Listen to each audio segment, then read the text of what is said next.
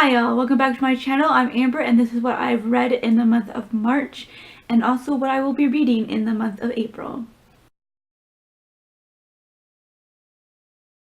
I'll tell you what I'm going to first talk about and then give you the chart because I can't put it next to me. I wish I could, but I will just go straight to it and then go back to talking about it. First, I will talk about the format. I only talk about paperback or hardback. I don't know if you can consider them two different kind of formats, but I'm considering it because I don't read from ebooks. I used to and I didn't really like it, so this is the way it is for me. So as you can see, I read more paperbacks than hardbacks. In number wise, it's 7 paperbacks and 2 hardbacks, and that definitely reflects my taste in what format I read from. I love my paperbacks. They're just so much more easier to read from, flexible, more lightweight, but not only that, they are cheaper than hardbacks, and that is the number one reason why I love paperbacks. Now on to gender. As you can see, it balanced out this month. I don't believe it's going to do that every month, and I'm not looking for it to do that. I just want to see like who I read more from. And lastly, for genre. So as you can see, I read a lot of mixture of books this month. I read 2 fantasy books, which both came from the same series, 4 contemporary fiction, 1 of mystery thriller, memoir, and sci-fi. As you can see, I do like my contemporary fiction over other ones. I want to read more fantasy and sci-fi, but it's been harder to find books in that genre, especially sci-fi, that I can get into. So hopefully I will be able to do that. Fantasy I actually do love. From what I've already read, I have fallen for, but I do feel like I need to start exploring that genre much more. This month I was able to read 9 books, so let's just get on with my wrap up. Because I did start this month out with a weekly wrap up, I am not going to talk about the first 2 books in any kind of detail. I'll link down below to the wrap up for these 2 books. I'll just quickly mention them. The first one is The Wine of Angels by Phil Rickman. This is a Mary Watkins mystery. This is about Mary Watkins, of course, who's a reverend. She has a daughter and they move to a village, I believe, named Woodwardine, steeped in cider and secrets. So she gets caught up in a dispute between a playwriter and a bunch of families, specific family indeed, who don't want their secrets to be spilt. And the story that the playwriter wants to write about is the story of a 17th century cleric who was accused of witchcraft. I gave this one 1.5 stars. Then the second book is The Name of the Wind by Patrick Rothfuss. This is day 1 in the King Killer Chronicles. This is about Kavoth, who is a wizard, and he's telling his adventures to a chronicler. I absolutely love this book and I gave this 5 stars. The third book that I read this month is Harvesting the Heart by Jodi Picoult. This is about Paige, who only has a few vivid memories of her mother before she abandoned her at the age of 5. And now as an adult, Paige is married to a doctor named Nicholas and has a child of her own. But she has doubts of her ability to be a mother, and it all stems, of course, from being abandoned by her own. And it affects her relationship with Nicholas and her child. I did not realize this was only Jodi Picoult's second novel until I was about halfway through. And by then I was already starting to feel annoyed with this story and with her writing, and then I realized it. But because I already had my opinions pretty set on this book, I don't think it would have changed anything about my opinion, but you know, it does affect it. And her writing and her story just really wasn't as strong. For one, I really don't feel this is an original story, and then 2, I really don't like these kind of stories, so I wouldn't have liked it either way. I don't like stories that do with parents fighting over the child. It wasn't exactly as bad as other stories I've seen out there, but it did get really frustrating, especially because grandparents get involved in all of it, and I really just don't like when it just gets a lot more anxiety prone and frustrating for me. I didn't really like Paige or Nicholas, and I don't think that there's a lot of character development in this story. Also, I don't really care for the ending. I couldn't really believe in that kind of ending, so it was a bit of a disappointment for me. But it is Jodi Picoult, so I did give this 3 stars. The Wise Man's Fear by Patrick Rothfuss. This is day 2 in the King Killer Chronicles. I'm not going to, of course, give you a synopsis for this one because that would be spoilery, but I did put this to the side. I will be picking this back up in month of May, but why I put it to the side was because the story doesn't really get going until 50% through, and by that time I was already exhausted from trying to keep my interest going.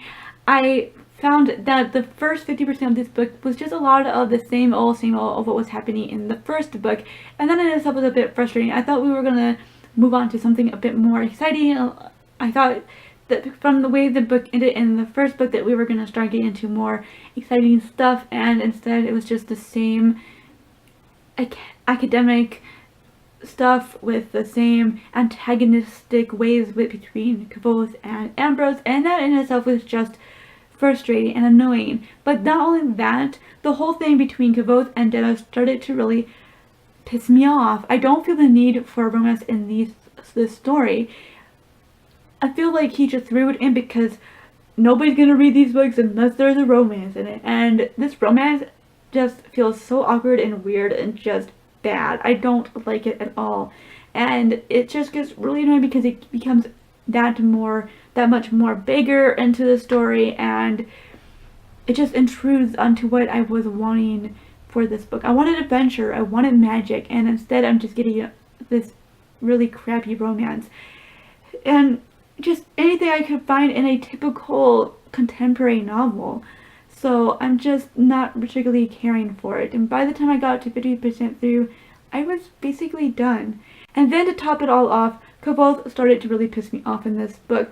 The way he acts like a know-it-all is just really bothersome, because now he's acting like a know-it-all about things he doesn't know anything about, and it really doesn't add up to what he's like as the person telling this story. It just doesn't add up, and I don't know where he's going to go with this story, because by the end of this book I don't see or believe that he's going to be out of the college, and I don't know how he's going to handle that in the third book, and so I'm just like, this doesn't make any sense to me, because I thought that what this book was going to be is that he's going to leave the college and his adventures were actually going to really start and develop, but no, that is not at all what's happening. And I think that's really what was bothering me. It's just that I wanted him to leave the college. I wanted him to start doing the other things that were mentioned in the synopsis.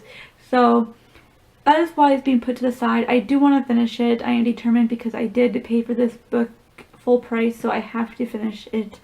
And hopefully by giving myself a break, I will be able to go with it with a refreshed and more forgiving mindset. The thing that was really going for this book is that I love his writing. I read The Elegance of the Hedgehog by Muriel Barbary.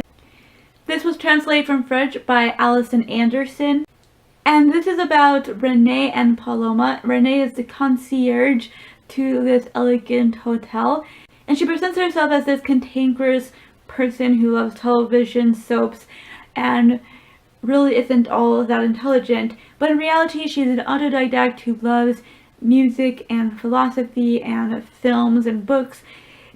But because she doesn't believe they would be willing to accept her in any other way, she presents herself as that cantankerous person. Then you have Paloma, a 12-year-old who is a tenant of this hotel. She is about to turn 13, and she has planned to kill herself on the day or the day after her birthday. She is very smart, but she hides it from her family because she believes her parents will never let her alone if they knew. But then one day, a wealthy Japanese man named Ozu enters in as a new tenant to this hotel, and he's able to see past both of their masks, and in the end, Paloma and Renee find kindred spirits in each other. This book was super frustrating to me. Not only did the story not even really start until 60% through, that 60% of the book was all philosophy. There was nothing really there except a lot of philosophical rants and babble. I really didn't agree with a lot of what they were saying. I didn't really care for them as characters. Renee is this really frustrating person who blames everybody else for how they see her when she basically made that picture of herself. And of course they're only gonna see that because that's the picture that she gave them. Yeah, they didn't work hard to try to get to know her, but she also didn't let herself be herself, and to put all the blame on everybody else and never once see how she's part of the problem really was annoying. And then you have Paloma, who's this spoiled little brat who puts herself on a pedestal.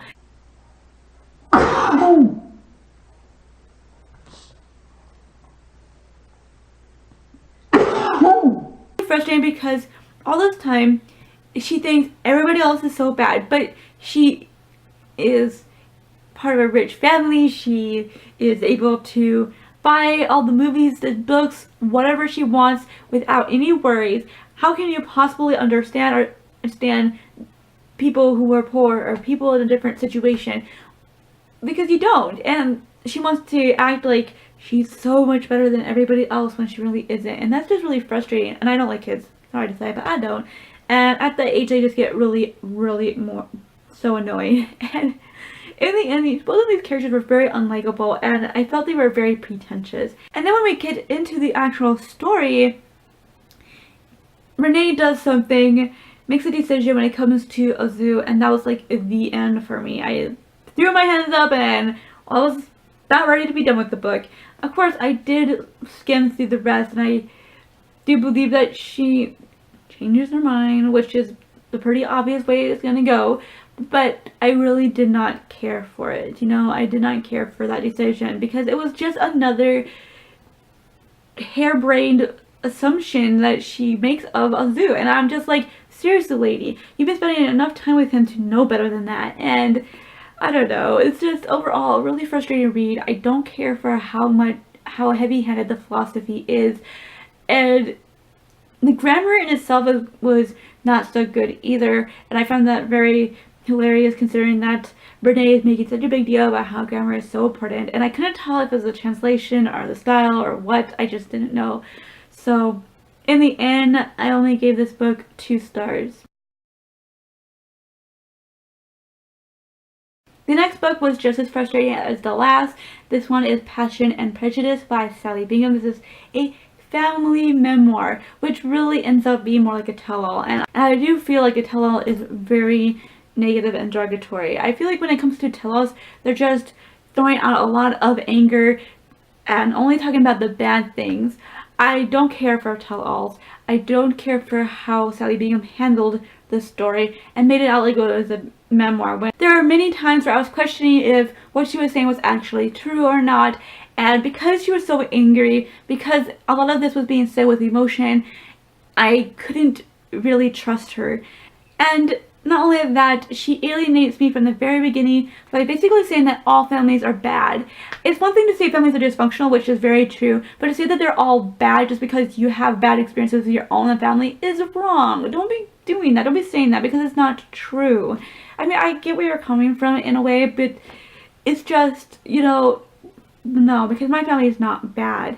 Yeah, we're dysfunctional, but we love each other and we're not bad to one another. So it's just like, please step back a little bit and realize what you're saying. And overall, I just found this very hard to read because I just couldn't trust her. So I only was able to give this 1 star, but maybe I really shouldn't be giving it a rating at all.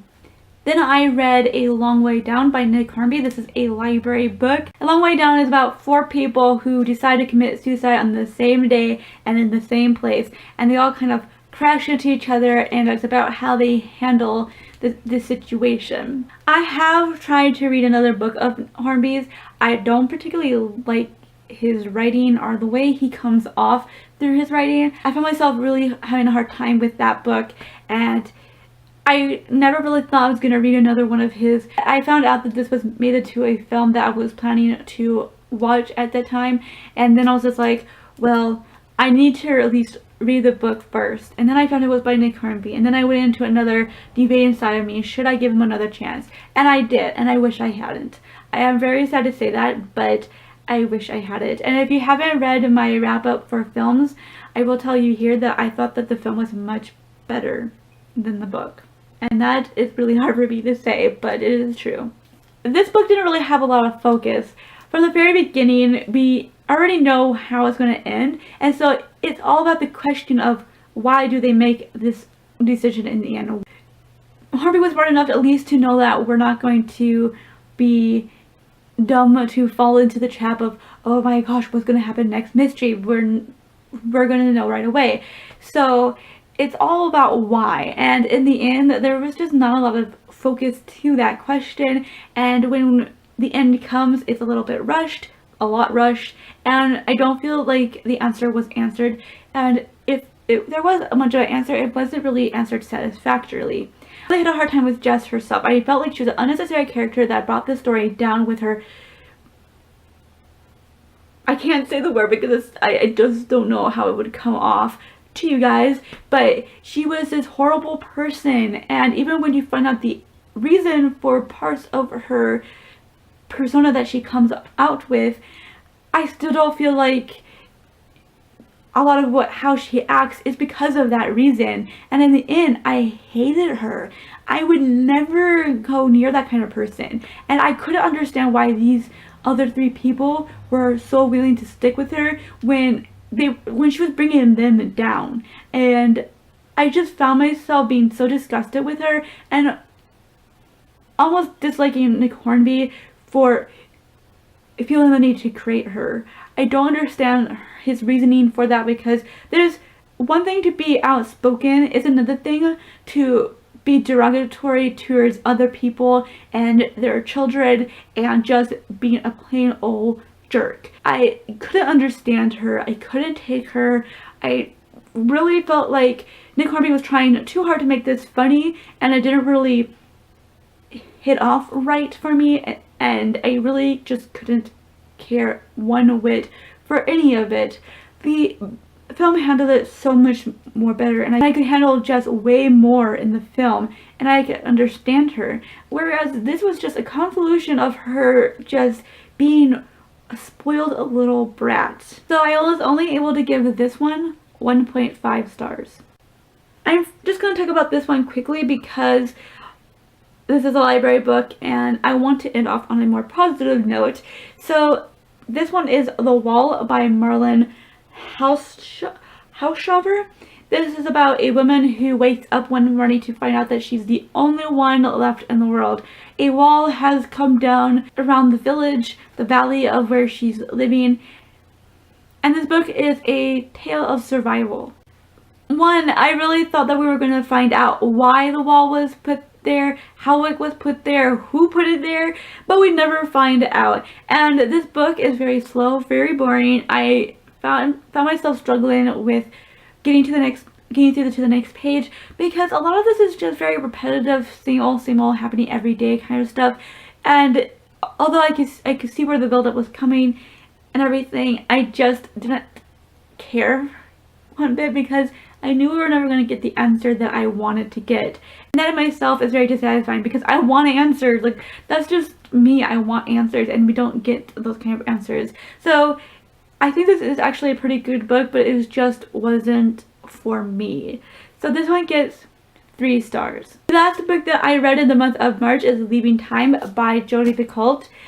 This is about a 13-year-old girl named Jenna whose mother disappeared 10 years earlier, and everybody else has just assumed that she abandoned her, but she believes that she is out there looking for her, and she goes searching for her through her research and in recruiting 2 unlikely allies, one being Serenity, a psychic who has lost her belief in her abilities, and Virgil, a private investigator who used to be a detective who worked on the case of the incident with her mother and her disappearance. After reading Harvesting the Heart and entry into this book, it was such a relief to come back to Jodi Picoult's very strong writing abilities. her writing was so beautiful, and I just loved her style. Not only that, the way that she built up the story was amazing. She drops hints and clues here and there, but it's done so subtly that when you finally find out the truth and all the puzzle pieces fall together, you're just blown away, because I did not see it happening and it gave me chills, and I was very close to tears because I did not expect it, and it was definitely not something I was wanting exactly, and I was just like, oh my freaking god. I loved it. It felt almost like Fight Club in the sense that all the clues and hints are there to where you should be able to see it coming, but you never really do. I also love the elephant aspect to this story because you could just tell that Jodi Picoult has a lot of love for elephants, and she wants more attention to their plight, and I am so with her 100%. Elephants are my favorite animal in the whole wide world. The fact that they can feel such human emotions, which I feel people are kind of scared of that fact, but they can, and the fact that they have their personalities, and they have anger, they have sadness, they have joy, they can play and get angry with one another, and it was just so wonderful to see that throughout this book. And I loved how she used it to draw you into Jenna's and Alice's and Serenity's and Virgil's story, and it just kind of draws you on along throughout, giving you clues.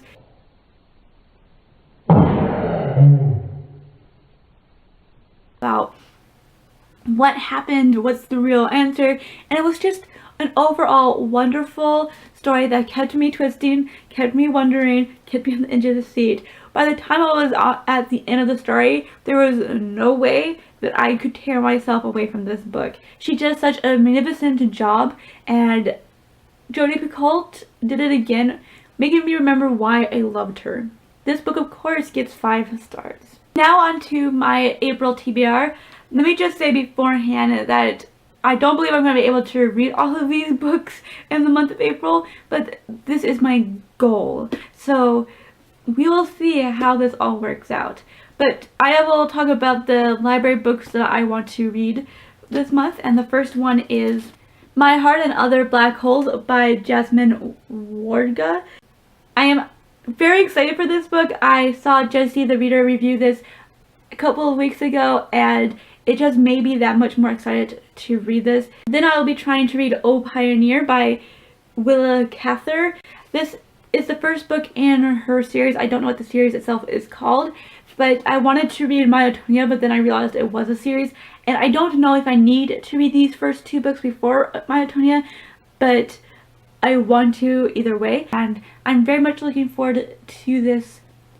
I will also be reading Room by Emma Donoghue.